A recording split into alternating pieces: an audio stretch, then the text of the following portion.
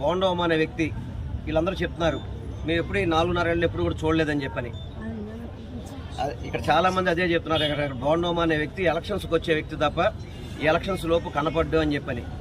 అటువంటి వ్యక్తికి ఇక్కడ ఓటు అడిగే హక్కు కూడా లేదని చెప్పని ఇక్కడ ప్రజానికం చెప్తున్నారు. ఎందుకంటే ఎప్పుడు కూడా ప్రజలకి సేవ చేయడు.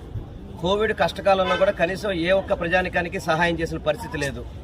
కేవలం చెప్పే కదా, ఇప్పుడు నిన్న చూసా TV5లో ఒక వాళ్ళ టీవీలోనే అతను భాగవతంతో కూడా బయట పెట్టడం జరిగింది.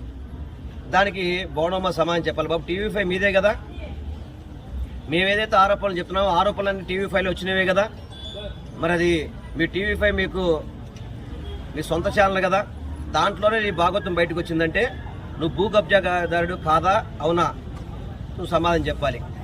లేకపోతే TV5 వేసిన తప్పు అని చెప్పి TV5 నాయుడు గారితో చెప్పించు. TV5 తప్పైతే TV5